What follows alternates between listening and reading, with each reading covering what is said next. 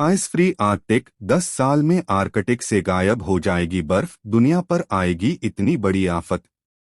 10 साल के अंदर आर्कटिक में बर्फ देखने को नहीं मिलेगी, खासतौर से सितंबर महीने में, यानी जब वहां गर्मियां रहती हैं। अगर ऐसा हुआ तो दिक्कत वहां के जानवरों, पर्यावरण को होगा। नई प्रजातियों का घुसपैठ होगा। साथ ही समंदर के जलस्तर में भी बढ़ोतरी होगी। दुनिया के कई इलाके इसकी चपेट में आएंगे। सिर्फ 10 साल और उसके बाद आर्कटिक में बर्फ नहीं दिखेगी। इससे दुनिया भर के मौसम और समुद्री जलस्तर पर असर पड़ेगा। यह चेतावनी वैज्ञानिकों ने एक स्टडी के बाद दी है। यूनिवर्सिटी ऑफ कोलोराडो बोल्डर में हुई स्टडी के मुताबिक आर्कटिक में गर्मियों के मौसम में भी बर्फ दिखती है, लेकिन अगले कुछ वर्षों में यह खत्म हो जाएगी। 10 साल में गर्मियों के मौसम में आर्कटिक में बर्फ दिखना बंद हो जाएगी। यह स्टडी हाल ही में nature reviews earth and environment journal में प्रकाशित हुई है। इसमें कहा गया है कि वह दिन दूर नहीं जब आर्कटिक से बर्फ लापता हो जाएगी। यह 10 वर्षों के अंदर ही होगा, क्योंकि जिस हिसाब से तापमान बढ़ रहा है वह खतरनाक है। ऐसा नहीं है कि ग्रीन हाउस गैसों का उत्सर्जन कम करेंगे तो यह स्थिति नहीं आएगी। हर तरह की स्थितियों की जांच के बाद वैज्ञानिकों ने दावा किया है कि 10 साल में बर्फ पिघलना तय है। इस सदी के मध्य तक आर्कटिक के समंदर में सितंबर महीने में बर्फ देखने को मिलेगी ही नहीं। सदी के अंत तक यह नज़ारा कई महीनों तक दिखाई देगा। अगर कार्बन डाइऑक्साइड का उत्सर्जन ज्यादा हुआ या अभी जैसा है, उस स्थिति में भी धरती के उत्तरी इलाके में सर्दियों में भी कम बर्फ देखने को मिलेगी।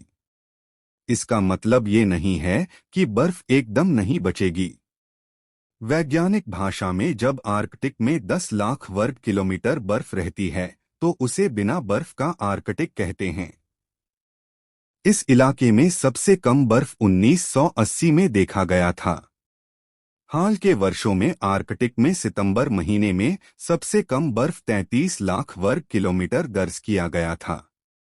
यह स्टडी करने वाली साइंटिस्ट एलेक्जेंड्रा जान ने वर्तमान इतिहास और उत्सर्जन के हिसाब से कंप्यूटर मॉडल्स बनाए।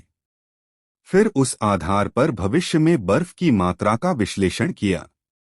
पता चला कि हर साल अगर 1 वर्ग किलोमीटर बर्फ पिघलती है तो अधिकतम 18 साल में आर्कटिक की बर्फ गर्मियों में खत्म हो जाएगी।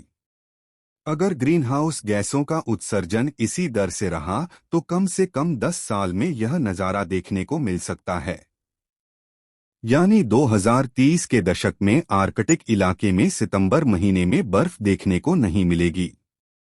इसका असर आर्कटिक के जानवरों पर सबसे ज्यादा पड़ेगा, जैसे सील और ध्रुवीय भालू। जैसे ही आर्कटिक सागर गर्म होगा, उस इलाके में वो मछलियां पहुंचेंगी जो वहां नहीं रहती। इससे स्थानीय इकोसिस्टम पर नई प्रजातियों का घुसपैठ होगा। उसका असर कितना होगा, ये पता करना बहुत मुश्किल है। दूसरी बड़ी दिक्कत ये होगी कि बर्फ के पिघलने से समंदर की लहरें तटों से तेजी से टकराएंगी। इससे तटीय इलाका कटकट कर समंदर में गिरेगा। जमीन कम होती जाएगी। जानवरों को रहने की जगह की कमी होगी। फिलहाल की आशंका के मुताबिक आर्कटिक के गर्मियों के महीने यानी अगस्त से अक्टूबर तक समंदर में बर्फ नहीं दिखेगी।